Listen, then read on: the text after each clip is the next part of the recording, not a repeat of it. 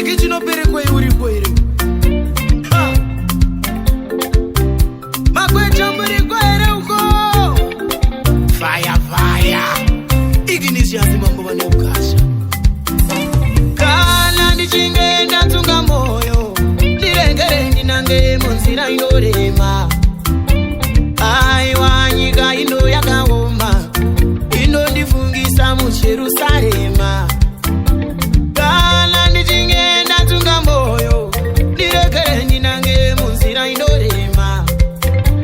Aiwa nyika ino yakaoma. Inondifungisa muJerusarema. Ndiregere ndifambe, usandisiure ndifambe. Ndiregere ndifambe, ndoda zvinhu zvihombe. Ndiregere ndifambe, usandisiure ndifambe. Ndiregere ndifambe, ndoda zvinhu zvihombe. Yarara kuchema kuchema iwe kwecha. Uchanonga mangwana here kwecha. Yarara kuchema kuchema iwe kwecha. Uchanonga mangwana here kwecha. Yarara kuchema kuchema iwe kwecha. Uchanonga mangwana here kwecha. Yasini Oscar Nembire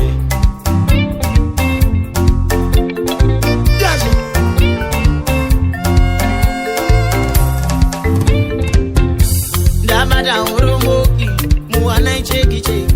Ndoti zimwe kwa mereki. Ndova ndavunga nyiki.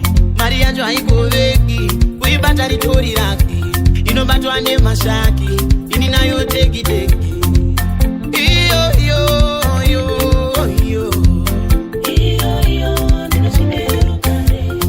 Iyo here iyo iyo iyo. Iyo iyo ndinochimeru. Unenge urombe andisitsimbe.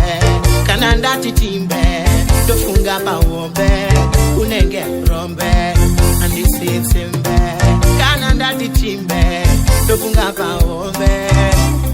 Asi pandinoibata mari yacho umwe dzinovava.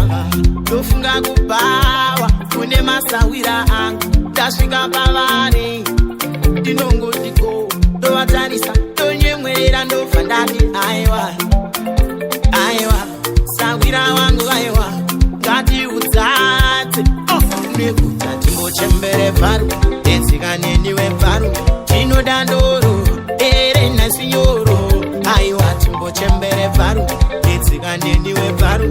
Tinoda ndoro ere nasinyoro.